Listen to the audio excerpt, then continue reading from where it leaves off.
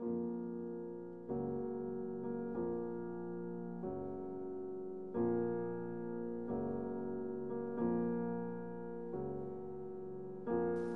styczniu 1940 roku na terenie KL Stutthof miało miejsce posiedzenie policyjnego sądu doraźnego Standgericht.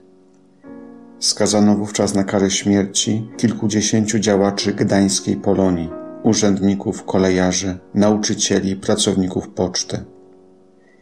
Pierwszej egzekucji dokonano 11 stycznia 1940 roku. Rozstrzelano 22 osoby, w tym księdza Franciszka Rogaczewskiego. 2 miesiące później, 22 marca, Wielki Piątek, wykonano drugą egzekucję, podczas której rozstrzelano 67 osób, w tym księży Bronisława Komorowskiego i Mariana Góreckiego.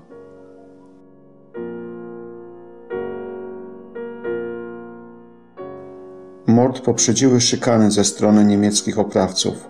W Niedzielę Palmową przeprowadzono selekcję więźniów. W grupie nazywanej odtąd kompanią karną znalazło się kilkudziesięciu wybitnych przedstawicieli Polonii Gdańskiej. Wytypowana grupa została odizolowana od pozostałych więźniów. Strasznie ich gnębiono przez te kilka dni, głodzono, szykanowano. Przeprowadzano z nimi karny sport. Wspominał osadzony w tamtym czasie w Sztuthofie ksiądz Alfons Muzalewski. 22 marca po porannym apelu grupa 67 osób została po kryjomu wyprowadzona z obozu do pobliskiego lasu. Wszyscy stanęli nad wykopanym wcześniej dołem. Padły strzały. Egzekucją kierował SS-Obersturmführer Richard Redig, który przed wojną pracował w Gdańsku jako kontroler tramwajowy. Po zasypaniu zbiorowego grobu posadzono na nim brzozy, aby nikt nie mógł znaleźć miejsca ludobójstwa. W wymazaniu z kart historii losów polskich patriotów przeszkodziła Niemka Maria Brandt, która śledziła z ukrycia przebieg egzekucji, a później była zatrudniona do sadzenia drzew.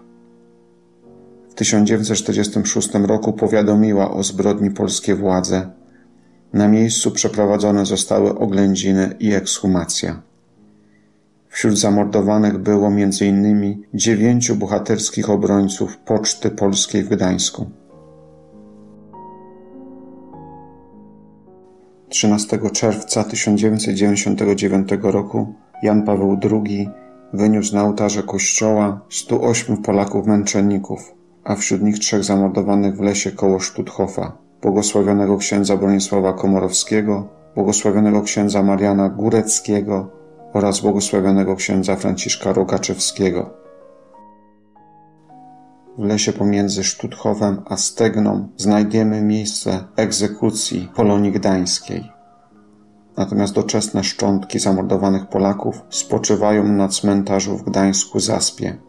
Tam można zapalić znicze i zmówić modlitwę za naszych bohaterów.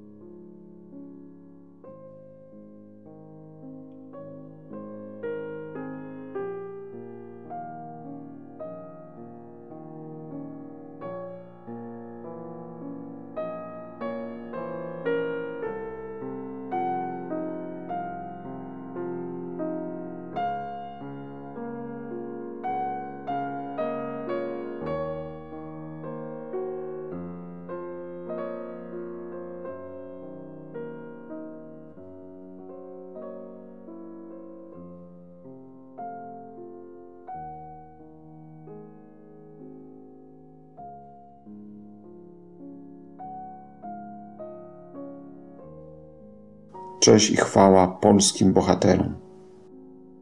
Zapraszamy do subskrypcji naszego historycznego kanału.